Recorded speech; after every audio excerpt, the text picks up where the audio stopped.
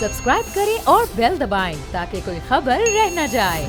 इस वक्त जो इमदाद आ रही है ना आलमगीर साहब, उसकी distribution is a huge challenge right now. और जो फॉरेन डोनर्स हैं, मैंने खुद कल रात एक कॉल रिसीव की जिसमें वो फॉरेन डोनर्स कह रहे हैं कि हम जो डोनेट कर रहे हैं गवर्नमेंट को वो नहीं पहुंच रहा मुतासरीन तक, नहीं पहुंच रहा लोगों तक। बहुत सैड स्टेट ऑफ अफेयर्स है। अगर इस तरह इमदाद को तकसीम करने में इनको मुश्किलात का सामना करना पड़ा तो आगे गाड़ी कैसे चलेगी? देखिए, एक चीज ये जरूर है कि गवर्नमेंट की इमदाद पहुंचने में वक्त लगता, ब्यूरोक्रेटिक प्रोसीजर्स होते हैं उसमें।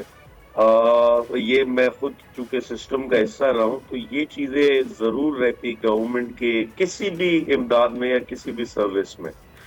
मैं खुद मैं बात करूं जहाँ मैं खुद गया हूँ, मैं सिंध में शिकारपुर गया हूँ, मैं सिंध में शहदाद कोट गया हूँ, जैकबाबाद लाड़काना गया हूँ।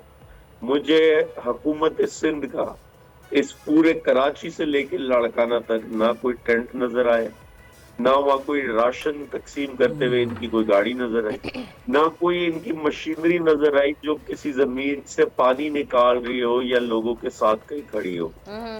तो ये जो मैंने अपनी आंखों देखी सिचुएशन है वो मैं बयान कर रहा हूँ। मकसद सिर्फ ये है कि इस क्राइसिस को कम किया जा सकता था अगर पहले से इकदाम लिए जाते। ज्यादातर क्योंकि सिंध में 10 से 15 दिन मुसलसल बारिश हुई है, कुछ 8 साइकिल्स आए बारिश के इस मॉनसून में।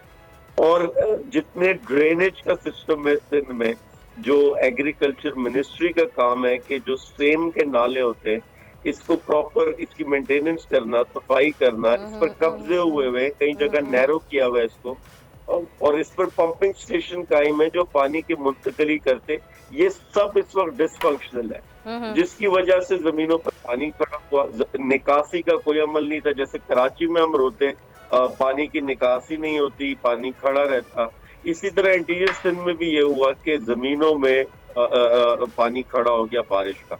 नो डाउट बारिश अनप्रेसिडेंटेड थी, बहुत ज्यादा हुई है, उसी से घर वगैरह अफेक्ट भी हुए, लेकिन इसको कई ज्यादा मैनेज किया जा सकता था, इस नुकसान को कम किया जा सकता था, लेकिन यह कुछ नहीं किया गया। सब्सक्राइब करें और बेल दबाएं ताकि कोई खबर रह न जाए।